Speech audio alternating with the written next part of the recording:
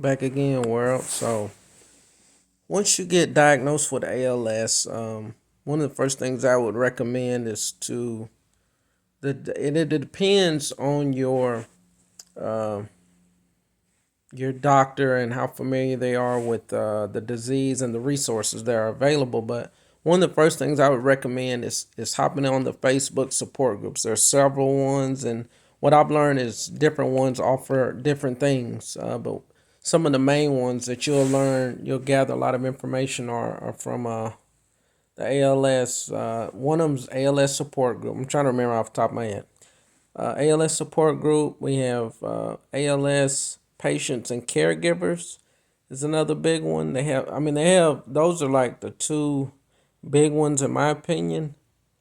They have all different kinds though. They have ones that if you're younger, that's like one that's like ALS under 50. They have equipment. They have several ones, but those are the two big main ones.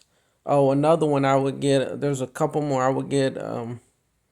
I would get on No More Excuses, just because they are keeping up with a lot of the drugs and therapies and clinical trials. And one of the organizations that was developed in the midst of my journey is a company called Synapticure. And I probably typically won't do a lot of endorsements or anything like that, but my experience with them has been very pleasant. My coordinator has been awesome, and they are strapped with resources. They have online neurologists, so you can do televisits, and they can even write prescriptions in some cases. And because not all neurologists are the same as far as what in their level of information. Some people may be shocked what their neurologists may how familiar they may be with ALS, and so I would recommend Synapticare as far as they're like a hub for information, and that's another thing I would recommend. As soon as you get diagnosed, you can go online, or I'd be asking my doctor about clinical trials. Immediately. I would say in the beginning, man, fight like hell.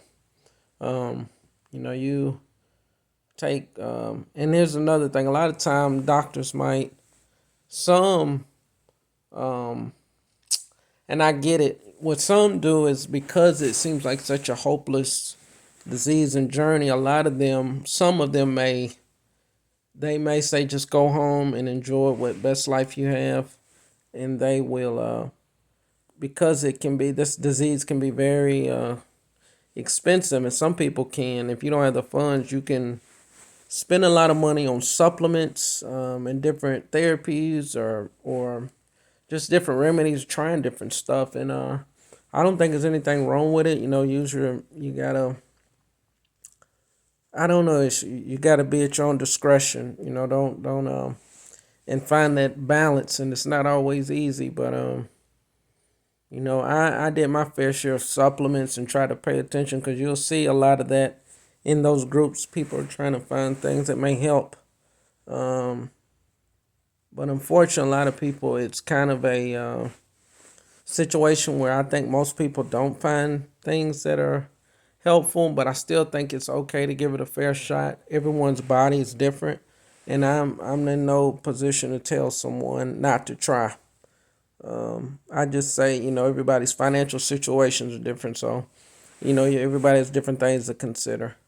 But definitely see what clinical trials you can get access to, and that would be what I'd recommend immediately after diagnosis. Signing off.